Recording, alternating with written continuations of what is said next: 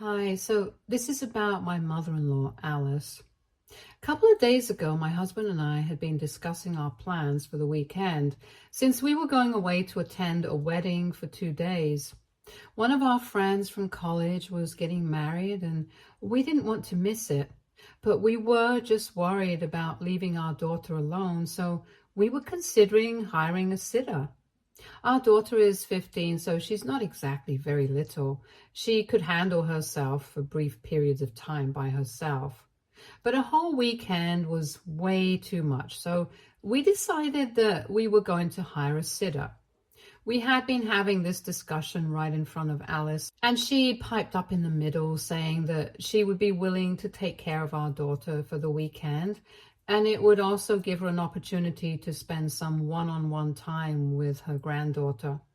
Honestly, that seemed a bit iffy since Alice had a reputation for being a bit eccentric. But both my husband and I feel that after his father passed away, she has become very weird. My husband and I have been married for almost 17 years, and I've known Alice for even longer. And back when I knew her initially, she was a very different woman. She literally did not have any personality of her own. She just agreed with everything that her husband had to say. And usually, I couldn't say this for anyone, but I think that was better than what she has turned into. My husband lost his father a couple of years ago, probably 6 or 7 years ago. And since then, Alice finally started speaking up, and we don't know how to feel about it. She's pretty old-fashioned and conservative, and that's still fine with us. To each his own.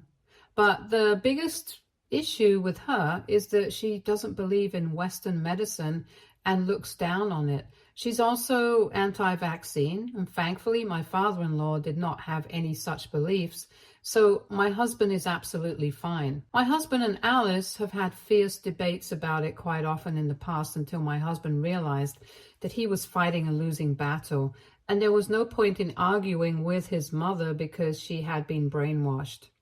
Eventually, both of them came to a place of mutual respect and decided that they were not going to try and change the other person's beliefs. I thought that was definitely a better way to deal with differences in opinion rather than fighting every other weekend, because it's not like they could cut each other off. My husband had promised his father that he was going to take care of his mom after he passed away, and it's not like Alice had anyone else to rely on. So generally, whenever we met, we steered clear of topics that were bound to create trouble. And it's not like Alice was responsible for any kids anymore. Our daughter was a grown-up now. And the most damage that she could do was just post stuff on Facebook, or so we thought. When Alice insisted on staying with our daughter for the weekend that we were supposed to be away, we were not sure about it initially. We told her that we would think about it and let her know later that day. My husband and I spoke to our daughter and asked her if she would be okay with her grandmother staying with her for the weekend. And when she said that she didn't have a problem with it, we decided that we could just say yes to her since it would be cheaper than hiring a sitter. I admit we probably should have thought things through better, but honestly, we had never even thought that Alice would try to do something stupid with our daughter. Anyway, we left for the weekend and everything was going fine until the evening, and that's when our daughter called us up. When we picked up the call, she was crying and it was very difficult to understand her, but we gathered that Alice had basically hidden her medication and was refusing to tell her where it was. So for context, my daughter was diagnosed with atrial fibrillation at birth, and she has to take certain medications for that. Alice knows about this, and she's always known about it. She also knows that this medication is very important for her, and it came as a huge shock to us that she had hidden the medicines because that was taking things a notch too far. I was really upset when I found out, and I comforted my daughter while telling my husband what was going on. He then called his mother up, and we told Alice not to play the fool and to hand the medicines over to our daughter because this was important. But she refused and even said that this was for the best because all these illnesses that we thought we had, it was all imaginary and was all in our heads. It was exasperating. But my husband still tried to argue with her and talk some sense into her. Meanwhile, I continued to speak to my daughter and try to calm her down because she was livid. At first, she had been crying because she was upset, but afterwards, she started ranting about how idiotic her grandmother was being. And honestly, can you blame her? Anyway, after a while, when Alice still continued to say that the medication was just not necessary, I decided that I had had enough, and I told my husband to hang up so we could call the cops and have them directed to our house. I also called my parents up and told them to go to my house and stay with my daughter, and they agreed immediately, so it was all sorted. We had expected some sort of resistance as soon as the cops would show up at my place, so I had my daughter put me on the phone with them, and I explained the entire situation to them. Later on, my daughter told me that Alice was not ready to leave, and she had been dragged away while she kicked and screamed about how we were ruining our daughter's health by putting unnecessary chemicals in her body. After my parents reassured me that everything was fine, Alice was gone, and that they had also found the medicines hidden under the kitchen cabinet, we could finally enjoy the rest of the weekend. We kept checking in with our daughter and my parents periodically and made sure that everything was fine. We finally returned 2 days ago, and our daughter was very happy to see us. But my parents took me aside and said that they were very disappointed with the way that I had chosen to deal with this situation. I couldn't understand what they were getting at until they told me that they couldn't blame Alice for acting like an idiot because she had proven that she was one. All her Facebook posts, her behavior, and the way she defended herself were proof of the fact that her beliefs were completely backward, and we had known about it. So we should have had the common sense of knowing that she was not somebody who could be trusted with our daughter, especially given her heart condition and her need for medicines. At first, I got very defensive and told my parents that it was not fair to blame them because so far, Alice had never done anything involving our daughter. In fact, she had never even said anything about it. A couple of months ago, we had told her that we did not want to argue with her about these topics and that we were going to believe what we wanted to believe. And she was free to believe what she wanted to, as long as it did not interfere with our lives. Since then, she has kept her mouth shut about her beliefs, and we thought that she was going to respect them even now. I know that she did not believe in Western medicine, but my husband and I had thought that she wouldn't try to impose on our daughter at the very least. We had genuinely thought that she was going to respect our decision, but we had been wrong, and everyone makes mistakes. My parents came up with a very valid point that everyone does make mistakes, but this one just had been very avoidable.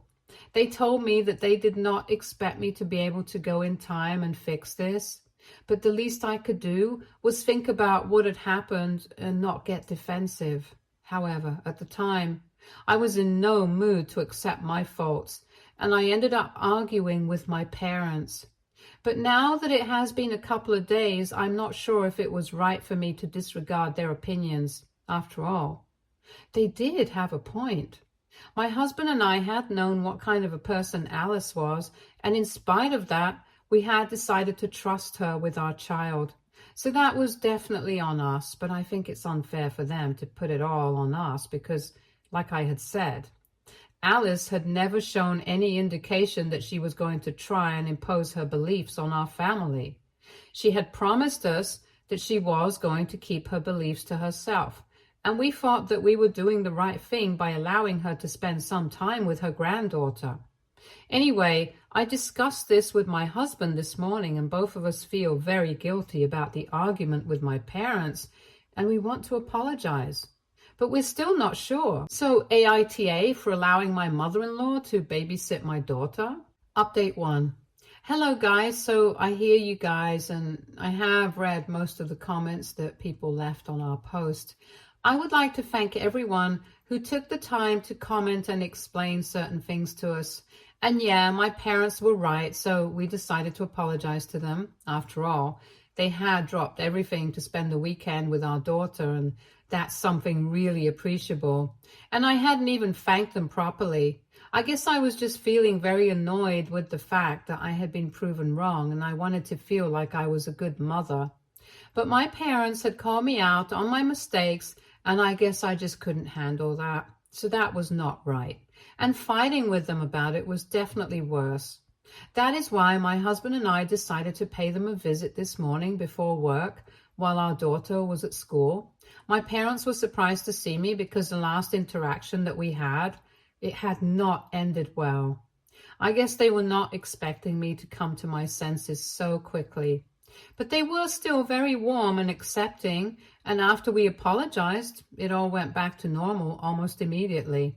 Both my husband and I had decided that we were going to join work after lunch so we could spend some time with my parents and properly thank them. We had lunch with them, and it was really wholesome. And even though we had apologized, my parents told me that they were also sorry for the way that they had behaved. They said that they had thought about what had happened as well and had realized that it was probably not right of them to confront me and call me out on what happened as soon as I came back home before I was even able to see my daughter.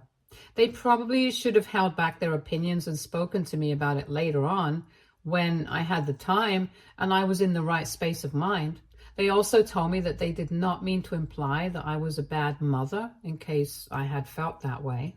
And we all agreed that we had made a mistake by trusting Alice, but all parents make mistakes, and we were just happy that nothing had happened to our daughter.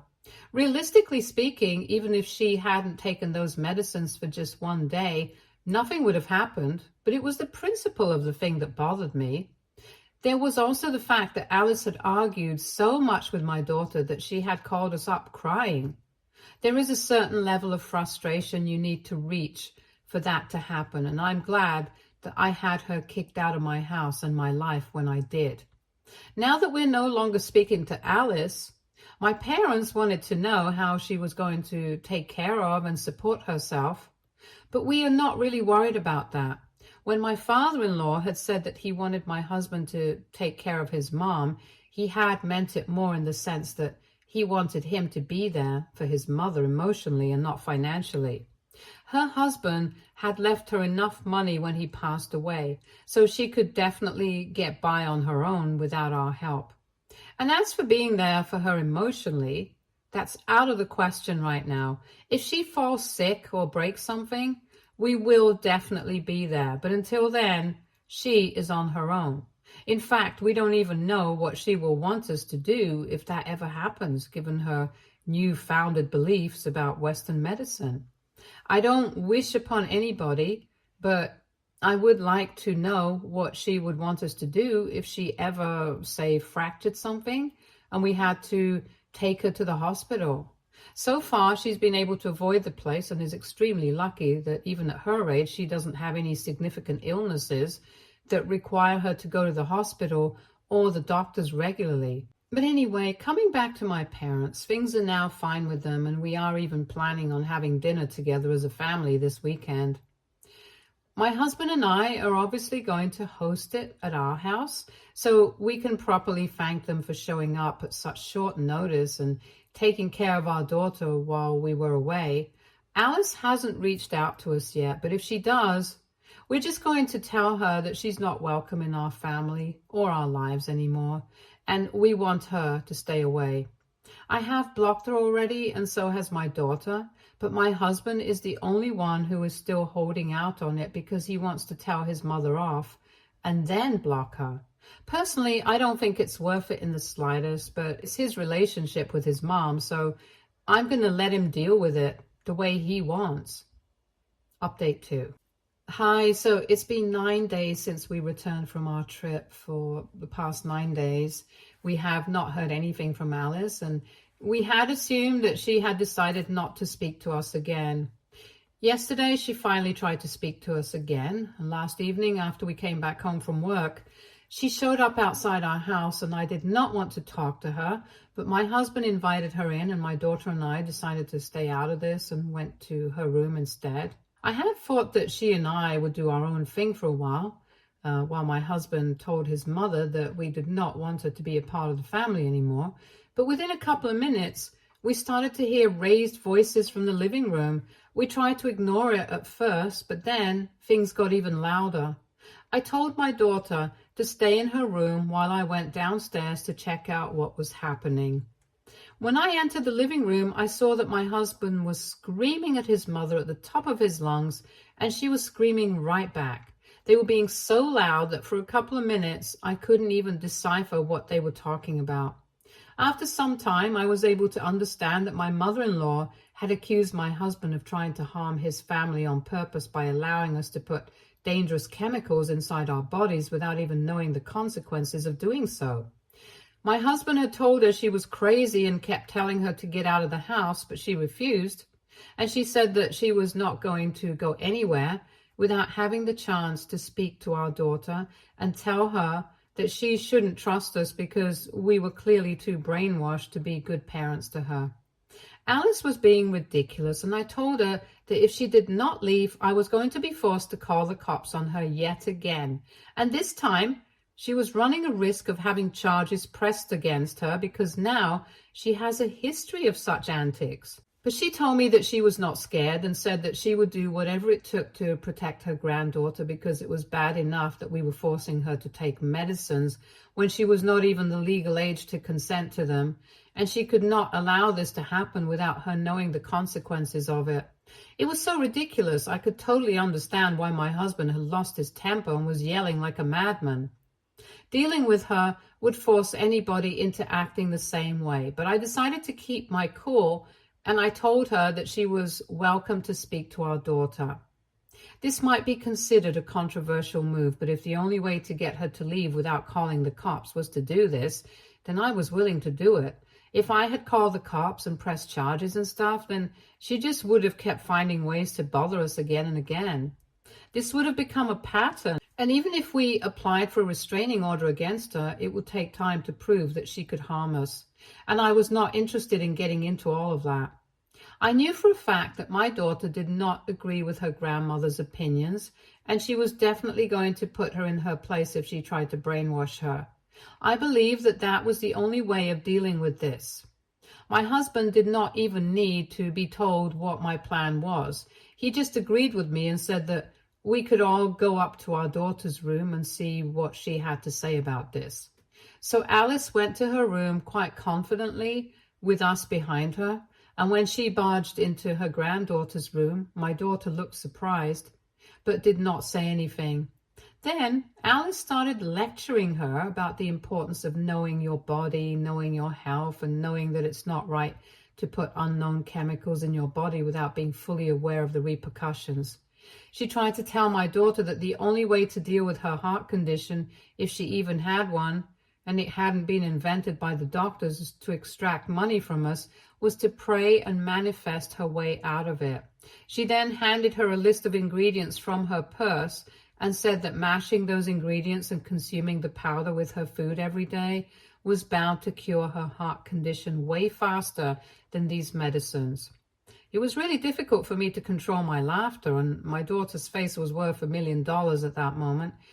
Anyway, after Alice handed her that list, my daughter calmly crumpled it up and tossed it in the bin.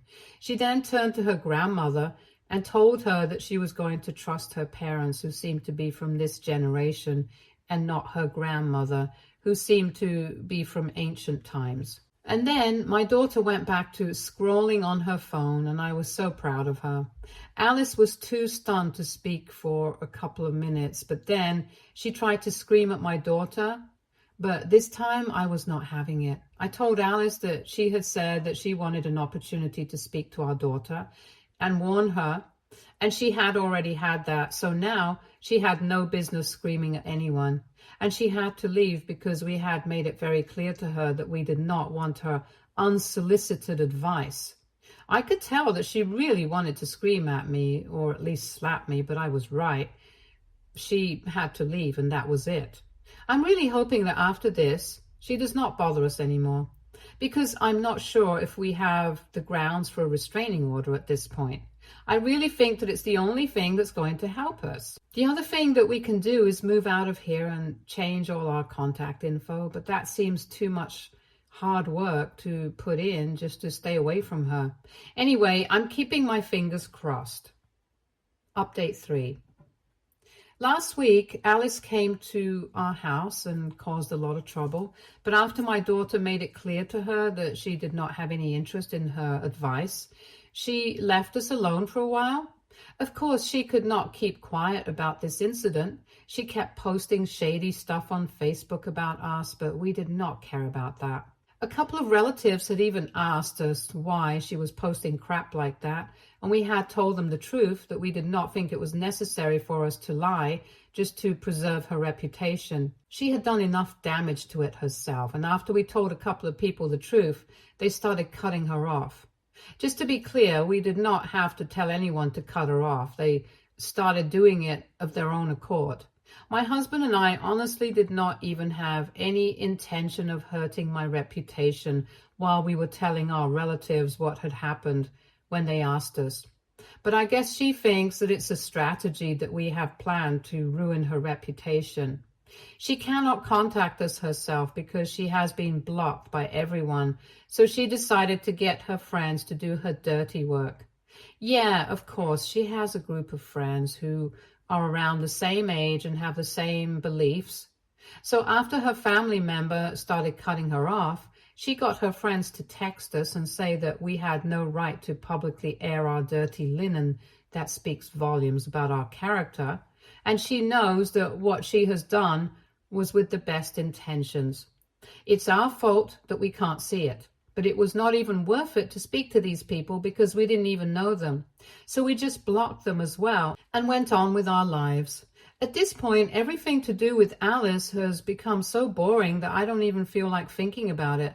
But she's also so annoying that I can't help not thinking about it. Update 4. So we had another conversation with Alice, but luckily this time it went slightly better. So a couple of weeks back, we were supposed to have dinner with my parents so we could probably thank them. But unfortunately, my mother came down with the flu, so we had to postpone it. She finally started feeling better a few days back, so we decided to have dinner together this weekend. Last night, we were all having a lot of fun together, and that's when Alice finally showed up again.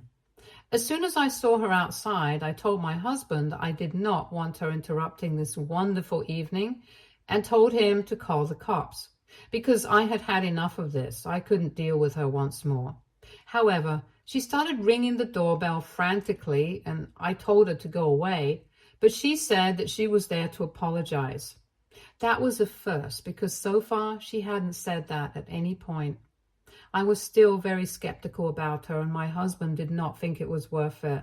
So I told her that I was having dinner with my parents and my mother had just recovered from the flu. So we were really not in the right space to deal with drama right now. I told her that if she wanted to apologize, she could come by the next day and we could speak to each other in person. But she said that she was not going anywhere before apologizing because she had realized how lonely she was without us and did not want to lose out on spending time with her family. She even said that it was good that even my parents were here because she felt like she owed them an apology as well. Since the day that she had been taken away by the cops, she had cursed at them as well. So she just stood outside the door telling us to open up so that she could enter and promised us that she was just going to apologize to everybody and then leave. After a while, my husband and I decided to let her in, especially because my parents also said that they felt bad for her, just standing outside on her own and requesting to be let in while everyone was in there. So we opened the door and allowed her to come in, and as soon as she was inside, she did what she had promised us that she would do and apologized. Not just us, but also my parents and my daughter too. She said that she was going to keep her beliefs aside and try to respect our beliefs too, because it's not a crime to disagree with your family. But what she did was a tad bit too much. And that might have been enough for other people, but it was not enough for me. I told her that not having the same beliefs was not fine anymore because it was getting to a place where it was simply ridiculous. For a really long time, we had tried to make peace with her beliefs, but now It was no longer possible for us to overlook that. I do respect all cultures from all around the world, and I'm also aware of the fact that some of them have really scientific roots as well. But when something calls for immediate attention, I'm sorry, but I'll always turn to modern medicine. And if Alice is not on the same page as us, I don't know if I will be able to trust her again. Because what's happened once can happen again. She tried to argue with me, saying it was fine for us to have different opinions on certain things, but I told her that it was only limited to things like songs and TV shows. Not serious stuff like this. We couldn't disagree on things like this because it was dangerous for the family. I also told her that if something were to happen to my husband or my daughter when they were around her, and she didn't immediately call an ambulance, then she was not the kind of person I could trust, and was therefore not somebody who we were comfortable with having in the family. And everyone else seemed to agree with what I said, and it even gave Alice some pause. So after thinking about it for a while, she told me that she was going to try and understand our point of view as well, because it's not easy to unlearn something and learn something entirely different after so long. But I told her that if she had been able to respect our beliefs and even go along with them for as long as her husband was alive, she shouldn't find it too difficult to go back to her old ways. I thought that she was going to get defensive again, but instead, she just agreed with me and said that she was going to think about it and come back to us on that. Then she left, and I thought we had dealt with this situation in quite a dignified manner. So the family and I went back to our dinner, and right before we were about to go to sleep, Alice sent us a message from a new number and said that it would take her time to change her ways, but she would try her best for the sake of the family. And she just hoped that we kept an open mind when it came to her. Right now, we don't know what's going to happen in future, but we are hoping that everything turns out fine. So maybe we will give her a chance, or maybe we won't. We don't know for sure, but right now, everything is in a very good and neutral space, and we appreciate that. Stay tuned for more stories from our girl relationships.